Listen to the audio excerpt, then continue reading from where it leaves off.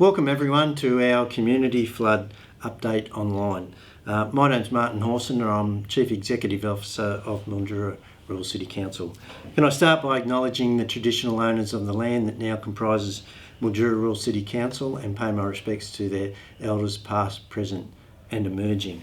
Today's update, we're fortunate enough to have the Commissioner for Emergency Management, Mr Andrew Crisp, with us, who's flown in just this morning, so it's great to have you here, Andrew. We'll also have Mark Cattell, who's the ICC Incident Controller, James Kilderman, who's the General Manager Operations and Community with the CMA, and Mark Jenkins, who will also come and talk to us about community recovery. But we might start with Andrew, just to give us a bit of an overview, and this is his second time in Mildura in recent weeks. Yeah. What's the purpose of your visit, Andrew? Yeah, thanks, Martin. Thanks for the opportunity to join you for this discussion.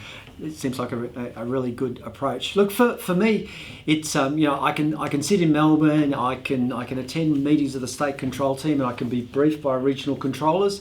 But for me, it's really important to get out and about. So to meet people working in incident control centres, but also to meet representatives of local government, community members. Just I always pick up one or two things that I take back, and then I ask more questions of the team that I actually work with. So it's doing all of that, but it's also just demonstrating. I would like to think that I care about what's going on, what are the impacts on community, and to thank everyone for the incredible amount of work that's going on. Yeah, thanks, Andrew. And you've brought the Minister with you. I have. For emergency management come up, Minister Symes. What sort of things would you be looking at during your visit? Yeah, so for us today it is, and we're in here at the Incident Control Centre at the moment, so to get a briefing from the locals, from Mark, who will participate in this discussion, to hear it firsthand. It's always good to look at a map, as we know, so we'll get shown a lot of maps in relation to what's happening at the moment. And then it's again important to get out on the ground. And I think we're going out to see where some of our forest fire management, the project firefighters are supporting local communities, working with them. And again, I did on my last trip see the incredible work done by local government in relation to the levee, Ranfurly Road. So again, to go and have a look and see what's going on. You'll be pleased to know that the levee is holding up, particularly along there. And I guess this is an important week for us because we're getting to the peak of the flood, and hopefully that, after that time it'll start to subside, and we'll get reassured that the flood is moving through. But it's certainly been a long journey. But I guess it's important to note we're not out of the woods yet. We still have a fairly significant amount of impacted areas, and obviously we're working to support them in concert with all levels of government. So it's really great to have you here. Do you have any, obviously Victoria's been hit by floods quite significantly, and you've been overseeing those events throughout Victoria. Do you see any changes as the flood moves through and as we move through the emergency, and what we can sort of expect? I mean, we're sort of in the middle of it now, but what can we expect in the next few weeks and months in regard to how the emergency sort of occurs? Yeah, look, it's interesting. If you look at the very early days of this flood event, at the start of October, sort of some of that flash flooding, those immediate impacts for communities from Maribyrnong into Seymour, and then other river systems as it moved and impacted communities. So for a community like Mildura and others sort of further along the Murray, it was the opportunity to learn some of those lessons, and I know our incident controllers have done that. But where we're moving to now, and most of the local government areas that have been impacted have transitioned to recovery, and certainly not the case here as yet. But again, we've learnt a lot in relation to how we've done that transition and recovery with local government. So, and even on this trip, Sue Jamieson, who's the acting CEO of Emergency Recovery Victoria, is with us as well. So it's about Sue having the opportunity to have the conversations, and with the learnings from other local government areas, what more can we do in a more timely way, as we discussed on my last visit here, to support the better transition to recovery. Yeah. it's great to have Sue here. Sue Yeah. was a resident in Mildura for some years. She was talking about she's come back to Mildura, visit, so that's good. She knows a bit about, well, she knows a lot about Yeah. Mildura, so it'll be great.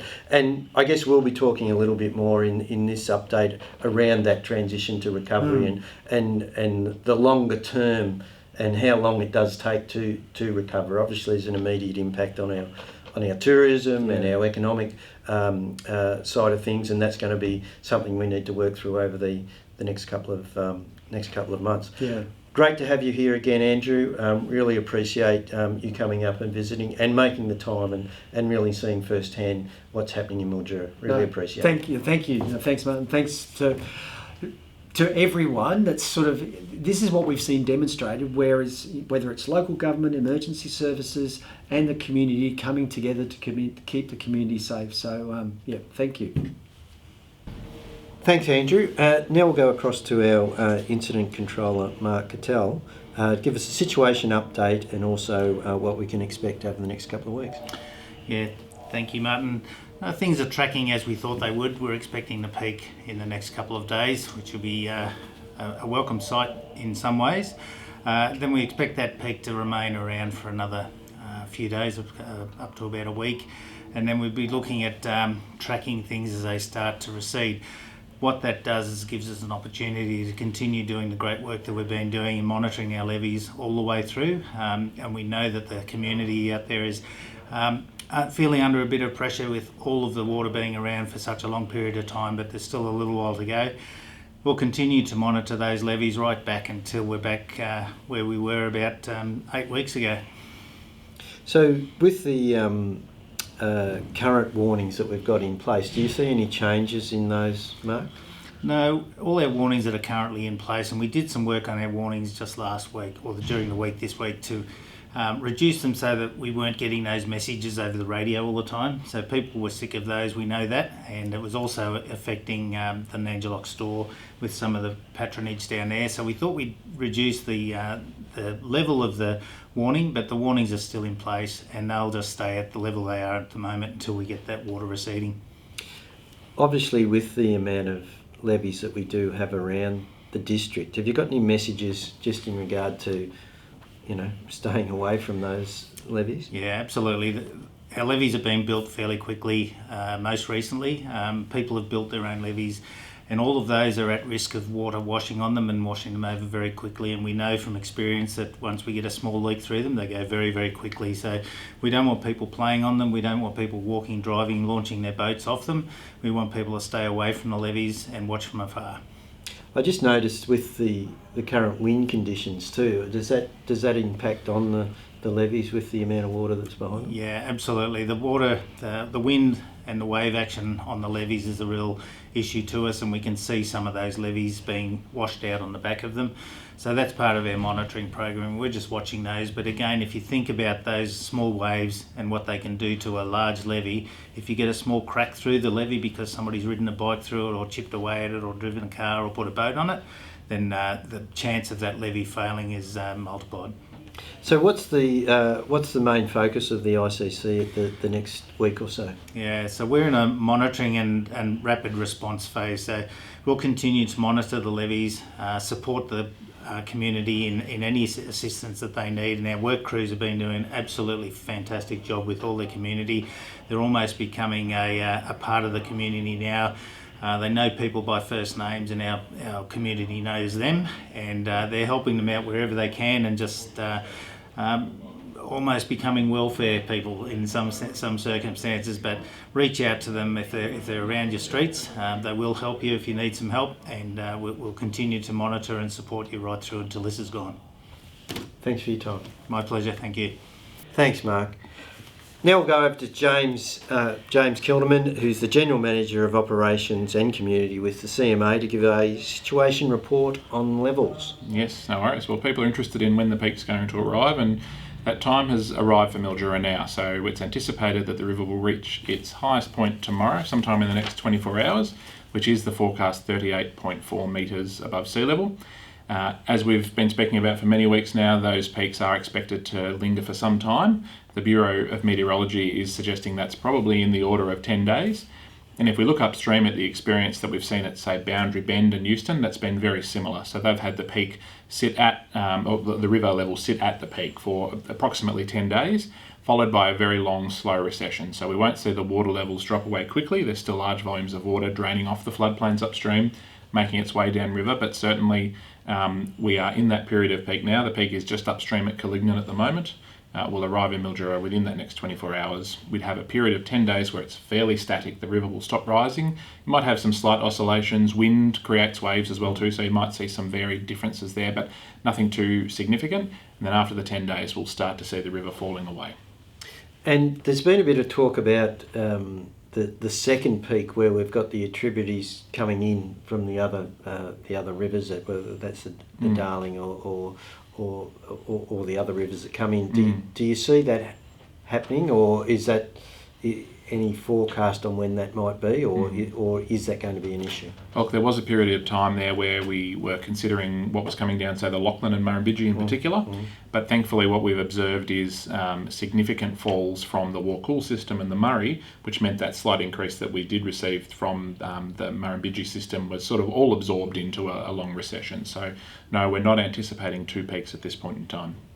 Excellent. Thanks, James. All right. Now over to Mark Jenkins, who's the Acting General Manager of Community and also the Municipal Recovery Manager, just to give a bit of an update on relief and also talk a little bit about planning for recovery. Thanks, Martin. So Council's Community Relief Service is still operating. So anyone who needs to contact the Council can use our normal phone number, 5018 8100. And we've also got a relief centre operating at the Alfred Deakin Centre. So you can go to the Alfred Deakin Centre and staff there can help you out during office hours with any inquiries or support you may need, people who are flood affected.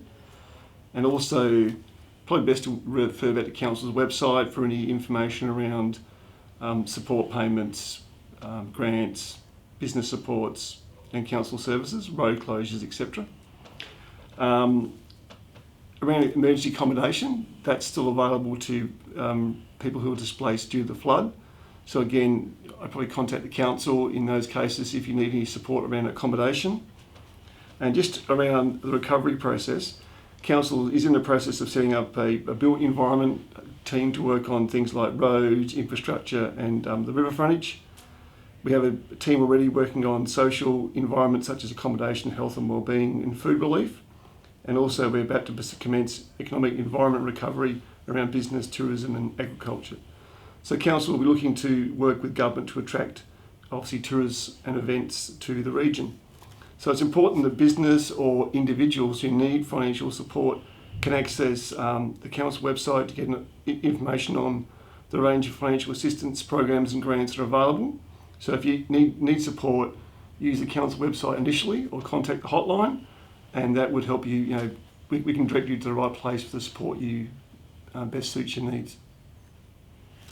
Thanks, Mark. And I guess it's important to point out that there will be people that have been significantly affected from a business perspective, not just in terms of the flood, but also loss of custom over the Christmas period. And some will be severely affected, some less so.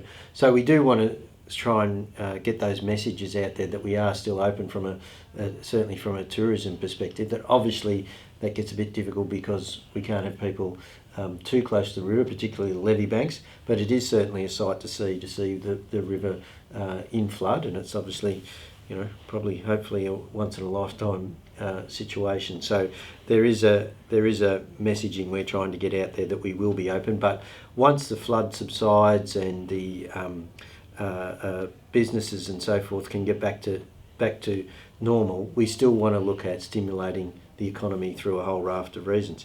The other raft of activities, sorry. The other important part, I guess, is the people that have actually been affected. Do we have any numbers on who has been affected in terms of their houses being inundated or in those low-lying areas? The actual house inundation numbers are around, say, dwellings is over 30.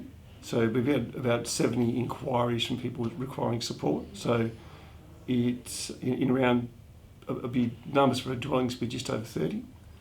But there's potentially up to 50 that could be affected depending on river heights and inundation and where the water ends up. But certainly anyone who's affected in the fringe or even in their dwelling should contact council or the relevant authority about getting support, because it could be agriculture, could be around your business, could be around your dwelling, your home, etc. Access to your property, etc. All right, thank you. Today's video will remain on our Facebook page, so you can watch it or forward it on. We do look forward to your feedback if you do want us to cover topics that we haven't covered yet, but we're certainly open to hearing that feedback. So just put a comment on our Facebook page, and we'll continue to provide these updates for as long as we need to keep everyone up to date as much as possible. In the meantime, if you do need to access further information, you can access our social media pages or our websites of all our partners, whether that's the SES, Mallee Catchment Authority or Mildura Rural City Council, are all have got significant amounts of information that you can access. So in the meantime, please stay safe, and we'll see you in the next update.